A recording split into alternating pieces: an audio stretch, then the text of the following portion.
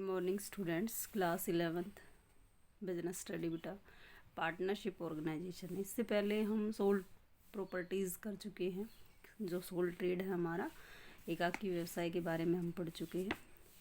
एकाकी व्यवसाय जो सोल प्रॉपर्टीज़ है बेटा, आपने पढ़ा है कि जो आपका एक सिंगल वेब पर्सन होता है उसी का कंट्रोल रहता है, और जो सिंगल पर्सन है उसी का मैनेजमेंट सारा होता है।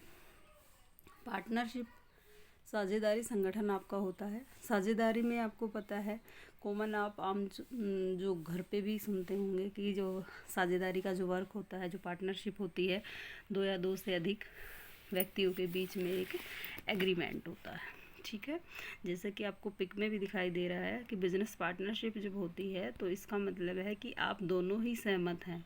कम से कम दो व्यक्ति होते हैं जो आपस में सहमति करते हैं कि हम बिजनेस करने के लिए रेडी हैं। जैसे ही वो उन दोनों में सहमति होती है, एक फर्म का निर्माण होता है बेटा। एक ऑर्गेनाइजेशन जो बनती है उसको हम यहाँ पार्टनरशिप में फर्म बोलते हैं। ठीक है, उसके बाद इसकी फीचर्स है बेटा। पार्टनरशिप एक्ट आपका 1932 है बेटा, सेक्शन 4 है। ठीक है, कि 1932 ऐसा एक्ट है जिसके अकॉर्डिंग आप अपनी पार्टनरशिप जो साझेदारी होती है उसका रजिस्ट्रेशन करा सकते हैं। ठीक है, ये रजिस्ट्रेशन ऐच्छिक होता है बेटा, कंपलसरी नहीं है, करा भी सकते हैं और नहीं भी करा सकते हैं। अब इसकी फीचर्स है बेटा पार्टनरशिप की कि क्या क्या विशेषताएं होती हैं। फर्स्ट तो वही है आपका कि एक से ज़्यादा व्यक्ति होते हैं, क्योंकि अगर सिंगल पर्सन की बात करेंगे हम तो सिंगल पर्सन हमारा सोल प्रॉपर्टीज़ में आ जाएगा। ठीक है, तो कम से कम दो व्यक्ति होने चाहिए। दो व्यक्ति मिलकर जब आपके आपस में सहमति से बिजनेस करेंगे तो वो आपका क्या हो जाएगा, पार्टनरशिप हो जाएगा। मैक्सिमम इसमें 50 मेंबर्स रहेंगे। जो एग्जिडेंस है बिजनेस का, एग्जिडेंस बेटा आपका लीगल होगा ये। ठीक है, क्योंकि लीगल इसलिए होगा क्योंकि इसमें जो भी काम किया जाएगा वो रजिस्टर्ड होगा और दो व्यक्तियों की सहमति के साथ होगा। और इसमें पार्टनरशिप आपकी तब तक ही चलेगी बेटा जब दोनों आपके पार्टनर जो हैं वो सहमत होंगे। इसमें आपका कॉन्ट्रैक्ट जो रिलेशनशिप होता है, जब तक आपका कॉन्ट्रैक्ट होता है तब तक ही आपकी रिलेशनशिप रहती है। जब आपका कॉन्ट्रैक्ट ख़त्म हो जाता है तो ये पार्टनरशिप भी ऑटोमेटिकली आपकी ख़त्म हो जाएगी।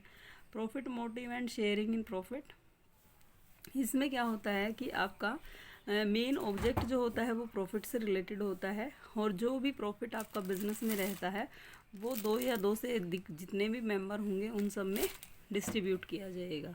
उसके बाद आपका प्रिंसिपल होता है बेटा एजेंट रिलेशनशिप, इसमें मिलता है आपका।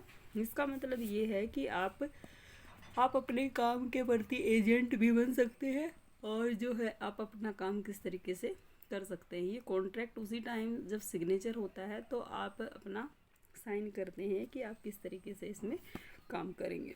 उसके बाद अनलिमिटेड लाइबिलिटी होती है बेटा पार्टनरशिप में जो होती है। पार्टनर्स की लाइबिलिटी अनलिमिटेड होती है, यानी कि हम ये कह के नहीं बच सकते कि हमारा काम केवल हमारा जो दायित्व है, हमारी जो लाइबिलिटी हो यहाँ तक है। नहीं बेटा, जहाँ तक आपको दिखाई दे रहा है काम आपका है तो आपको खुद करना पड़ेगा। नो सेपरेट इंडिविजुअलिटी, इसमें अलग से कोई अस्तित्व नहीं होता है। पार्टनरशिप की पहचान पार्टनरशिप से ही होती है। ठीक है, पार्टनर्स का इंडिविजुअल कोई रोल नहीं है बेटे। एट मोस्ट गुड फेथ, जब तक आपका एक दूसरे पे अच्छा विश्वास रहता है तब तक ही आपकी पार्टनरशिप अच्छे से काम करती है बेटा। रिस्ट्रिक्शन होती है इसमें ट्रांसफ़र ऑफ इंटरेस्ट की, यानी कि मैं अपना दायित्व दूसरे व्यक्ति को या अपना जो हित है वो दूसरे व्यक्ति को ट्रांसफ़र नहीं कर सकती हूँ। ठीक है, जो मेरी खुद की जिम्मेवारी है, मेरी जो खुद की रिस्पॉन्सिबिलिटी है वो मुझे खुद ही पे करनी पड़ेंगी। Thank you to all of you.